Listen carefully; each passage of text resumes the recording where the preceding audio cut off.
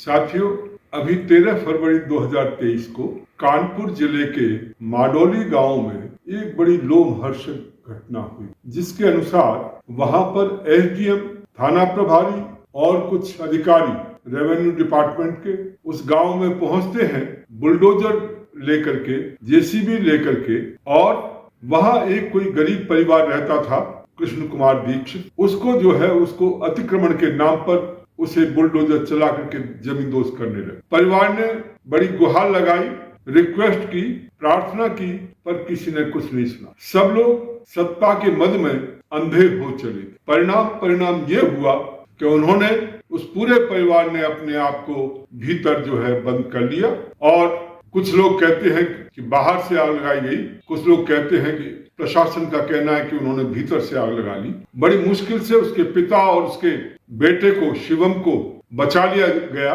परंतु शिवम की मां प्रमिला दीक्षित तथा उनकी एक बेटी नेहा, वो उसी में जलकर मर गई।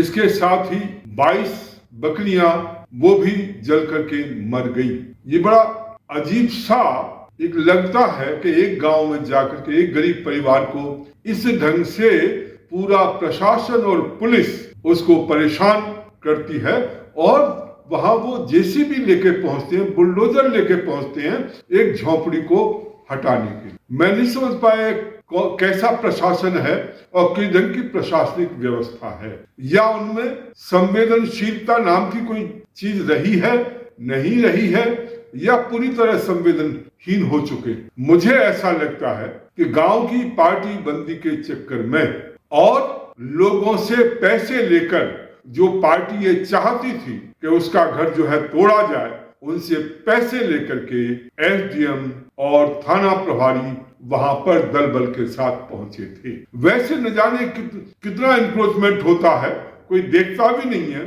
कोई कार्रवाई भी नहीं करता, परंतु एक गरीब के घर में थोड़े से और वो भी ग्राम सभा की जमीन थी, और ग्राम सभा की जमीन है तो गांव का जो सरपंच है, प्रधान है, वो यदि वो गरीब व्यक्ति है उसे अलॉट कर सकता है घर बनाने के लिए। वैसे भी सरकार जो भूमिहीन है, जिनके पास जगह नहीं है, उनके लिए जगह देती है, और यहाँ पर इस ढंग से बुलडोजर ले जा करके जैसे कि कोई बहुत बड़े वो अपराधी हों, उस ढंग की कार्रवाई वहां पर की गई। ये केवल ये दिखाता है कि योगी सरकार अपने अहंकार में शायद बिल्कुल भूल चुकी है कि वहां पर कोई गरीब भी रहते हैं।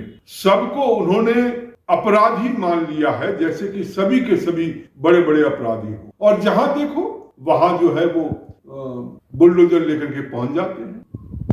ध्यान रखने की आवश्यकता है कि इस ढंग की लोमहर्षक घटना, इस ढंग की भयानक घटना जिस शासन प्रशासन में हो रही हो, वो संवेदनशील कैसे माना जा सकता। पिछले दिनों यही उत्तर प्रदेश में एक व्यापारी को गोरखपुर शहर के अंतर्गत होटल से किसी व्यापारी को उठाया गया और पैसों के लालच में वहां के थाना प्रभारी ने उसकी पीट करके हत्या कर। यदि इस ढंग का सिस्टम पुलिस को या अधिकारी इस ढंग के कानून के ऊपर अपने आप को समझने लगे और उनकी संवेदनशीलता बिल्कुल खत्म हो जाए, तो समझो कि वो प्रदेश आगे नहीं बढ़ पाए। और यूपी में प्रशासन या दूसरे विभाग के अधिकारी कर्मचारी किसी की सुनते नहीं, वो कंट्रोल से बाहर हो चुके हैं, और वहां पर जो भ्रष्टाचार है उसकी कोई सीमा नहीं। लोग परेशान हैं, परंतु कोई देखने सुनने वाला नहीं है।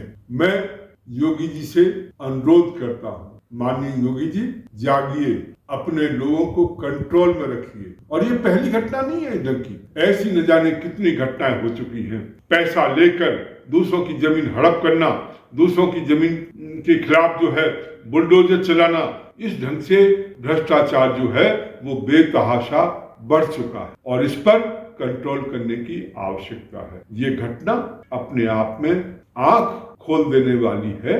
यदि जाग सकते हैं योगी जी महाराज, जागिए, उस प्रशासन को कंट्रोल करिए जो बिल्कुल बेकाबू हो चुका है, अन्यथा इसके दुष्परिणाम आपको और आपकी सरकार को भुगतने होंगे।